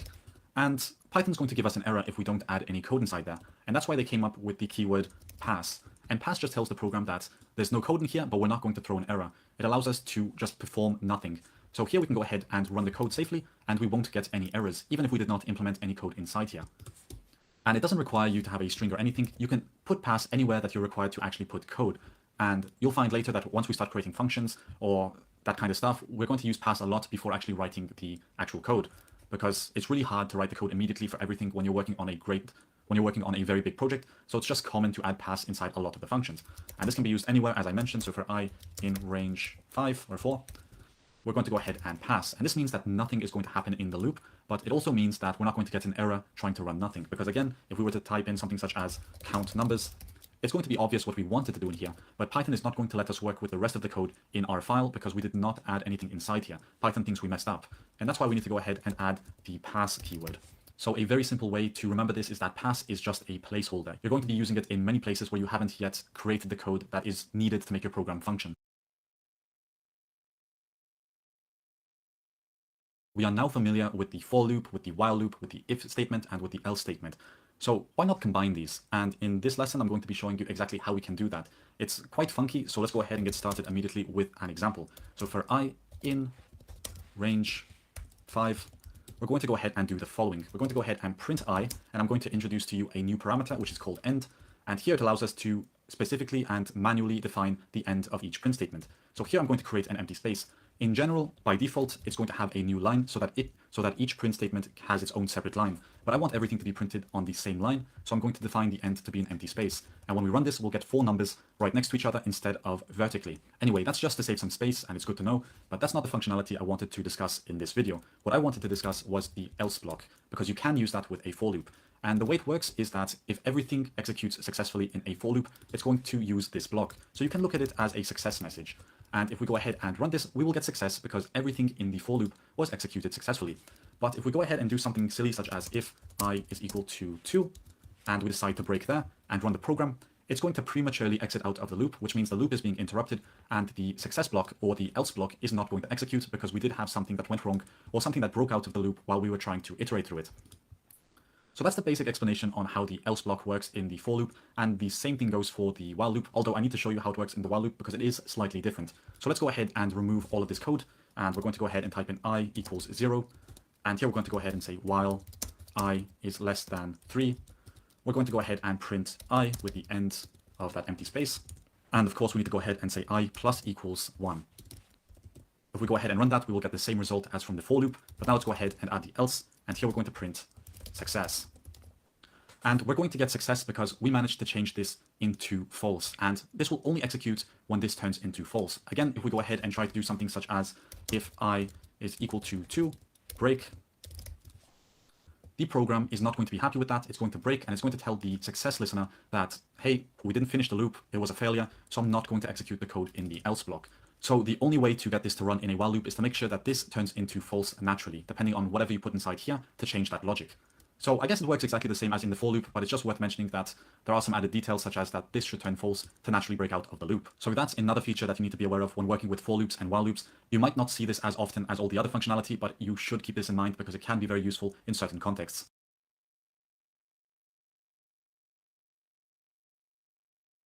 Up until this point, we've only been creating code in the code editor, and we haven't really been doing a really good job on trying to fix the reusability issue, because everything we ran, we could only run once. So to concentrate on how we can make our code more reusable, we're going to jump into the topic of functions. And functions just make our code much more easier to control and much more easier to reuse. So to demonstrate how we can create a function, we're going to get started by using the keyword def, which stands for definition in Python. And in other programming languages, this is going to be a different keyword. It might be function, it might be func, but in Python, they use what they call a definition when you want to create a function. And here, all we're going to go ahead and do is greet. So this is going to greet a certain name with whatever we decide to greet it with. So inside here, we're going to go ahead and pass a name of type string. And this is actually one of the most important places you can use the data type hinting, because it does give you some extra context actions. And just to briefly jump into that, just to show you that it actually does help a lot, go ahead and type in name and use dot notation. What you're going to notice is that it's going to give you a lot of context actions that are only available when you're working with strings. And depending on which data type you insert here, it's going to give you those context actions, because it is not necessary that you explicitly name the type in a function, which means this can actually end up in not giving you any information at all. At the moment, we did not tell Python that this is going to be a string.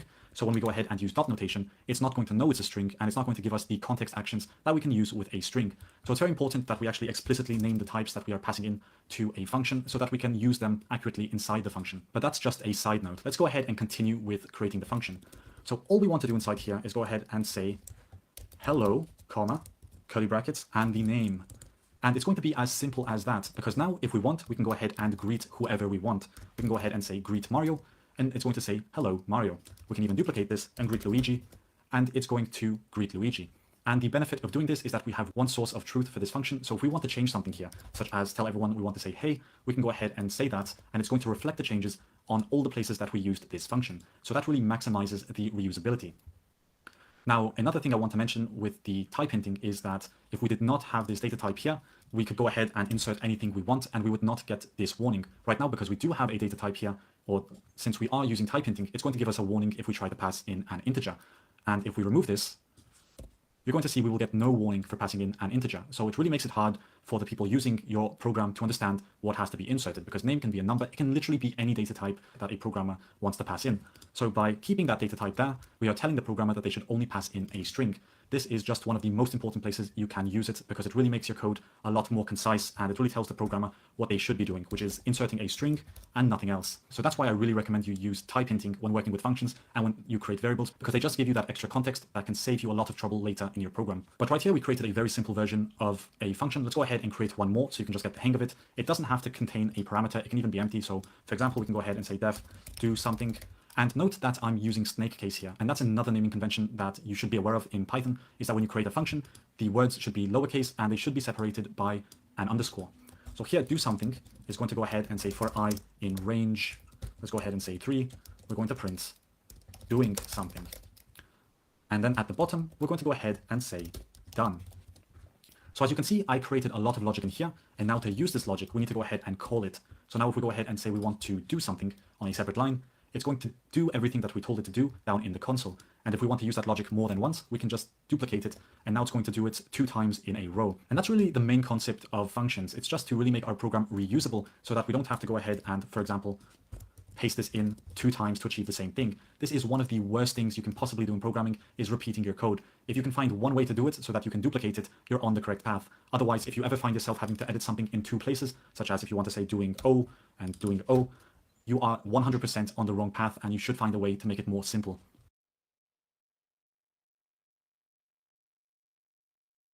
Previously, we went ahead and looked at how we can define functions to make code much more reusable.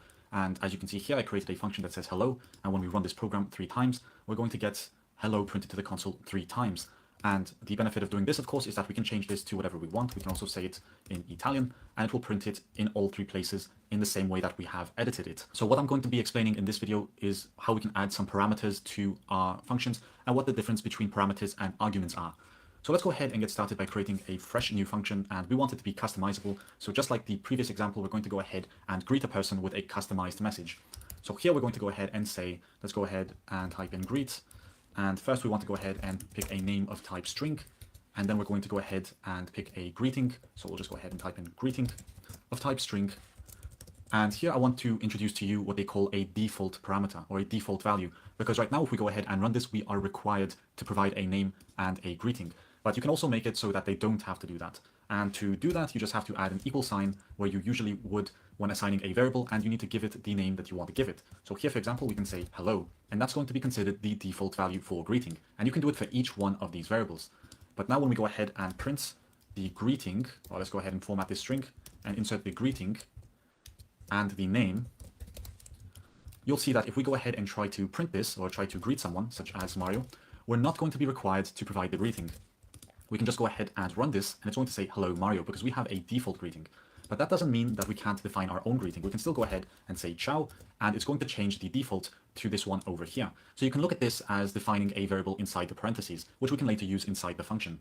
Now, one thing to mention is that once you define a default parameter, such as this one over here, you cannot go back to defining non-default parameters. So you can't go ahead and type in age of type int, because right here we define something to be default, which means if we try to insert something here, it's not going to know what we mean. So it's very important that if you decide to use the default parameter, you leave these at the end, because if we go ahead and say age int, we are going to be forced to give it a default value, such as 0, or else it's not going to work. So do make sure you use these default parameters at the end of the functions. And actually, if we just go ahead and remove, let's say, the default parameter and say type string, then we are no longer required to make age have a default value, and everything will function normally. Now let's go ahead and put the default value back for greeting, because I want to show you something else. So here we have hello, and the age of type int is going to be set to 0 initially. Now, if you have a default value, you're not required to call it. And what this also means is that you can also skip them. So you're not required to pass them all in, which means now we can go ahead and directly refer to the age in case we want to change it. So instead of going ahead and saying Mario, greeting, and then age, we can directly jump to the age here. So here we're going to define the age as 18, and we'll just insert it here so we actually use it. And when we run the program, we'll get hello Mario 18. And the benefit of telling the program which parameter we want to insert a value for is that we can randomize the order inside here. As long as we go ahead and say something such as age 18, and we say name is equal to Mario, and we go ahead and add greeting, or we don't really have to add a greeting because it's a default parameter, we can put this in any order that we please because we are explicitly telling the program that we know exactly which value we want to pass in. So it's going to give us the same result. But keep in mind, if you do not have a default parameter, like as in name, you do need to pass it in the correct order, or the program will not know what you're trying to do. So if we go ahead and say greeting is equal to hello, we cannot go ahead and say Mario because the program will have no clue what we're trying to refer to. And it's even going to tell us positional argument after keyword argument. And also, I am going to bring up what the difference between a parameter and an argument is. And in general, a lot of programmers use this term interchangeably because a parameter is this over here. When you define a name or a greeting or a variable inside the function, it becomes a parameter in the place that you created. But when you go ahead and call it, it's called giving it an argument. So Mario is an argument because we're providing it as an actual input value to the function. So here we create it and refer to it as a parameter. Here we actually insert it and refer to it as an argument. But in many cases, you're going to hear this around the world in many tutorials around many programmers. They're going to use both interchangeably. It makes very little difference if someone calls this an argument and this a parameter because we know exactly how this works. So it's not going to change how we code. But just in case you want to keep things explicitly correct, this is a parameter and this is an argument.